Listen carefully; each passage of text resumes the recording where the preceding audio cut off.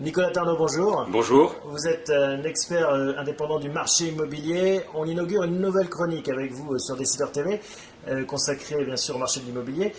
Est-ce que l'on doit être propriétaire? Est-ce que l'on doit posséder sa maison au moment de sa retraite? C'est la problématique de cette semaine. Quels sont les éléments de réflexion? Eh bien, les éléments de réflexion sont tout d'abord des chiffres. Il faut savoir que si vous payez 1 000 € par mois sur 30 ans et que le loyer est indexé à 2% par an, eh bien, vous aurez décaissé près de 487 000 €. Et si le loyer est indexé à 3% par an, vous aurez décaissé eh bien, près de 570 000 € sur 30 ans. Donc, les chiffres parlent d'eux-mêmes. Ça veut dire qu'en fait, on paye presque le prix d'un appartement ou d'une maison. Absolument. Après, tout va dépendre du marché immobilier, de son apport personnel et des taux d'intérêt. Mais ça, c'est plus difficile à prévoir, bien sûr, l'évolution du marché immobilier. Ou est-ce qu'on a des tendances quand même sur le moyen long terme? Eh bien, actuellement, on est sur une stabilisation des prix.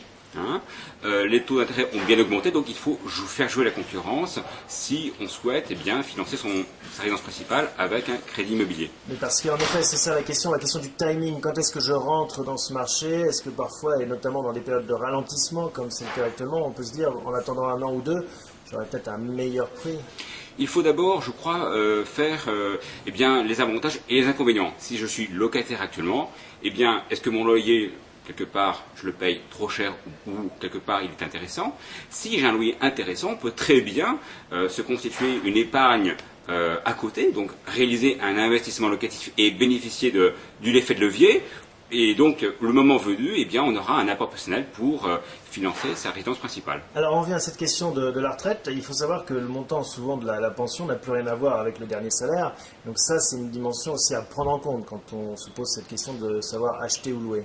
Oui, trop de gens sous-estiment eh bien, le montant de leur pension. Il faut savoir que le montant de sa pension eh bien, représentera demain eh bien, entre 40 et 70% eh bien, de son dernier salaire en activité. Et les gens sous-estiment eh bien, ensuite l'évolution du loyer avec l'indice de référence. Il faut savoir qui continue à augmenter qu'on soit à la retraite ou pas. Absolument. L'indice des loyers, entre 1998 et 2008, eh bien, il a augmenté de 3,9% par an. Donc, pour un loyer de 1 000 € par mois, eh bien, en 98, on a aujourd'hui un loyer de 1 470 €, soit une augmentation de 47%. Alors, autre avantage éventuellement de posséder son bien, c'est que finalement on peut aller vers ce qui existe sur le marché américain, les recharges hypothécaires qui sont en train d'arriver sur le marché français. On peut hypothéquer son bien en fait. Absolument. On peut aujourd'hui effectivement faire un viager hypothécaire de son bien. On peut aussi faire un viager classique, ce qui permet de rester dans les lieux et puis d'avoir des liquidités pour éventuellement améliorer son train de vie, améliorer sa retraite. Si on a besoin de financer une aide ménagère, si on a besoin de faire une donation auprès de ses enfants, de ses petits-enfants, on peut rester dans le logement et donc obtenir de l'argent frais grâce à sa résidence principale. Bon, on a l'impression que pour vous, il n'y a pas photo, il faut clairement acheter son bien, et notamment en perspective de sa retraite.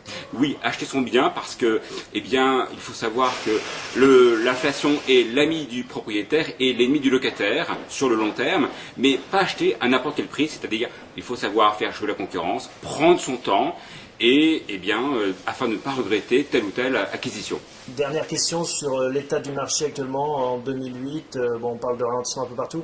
Votre sentiment?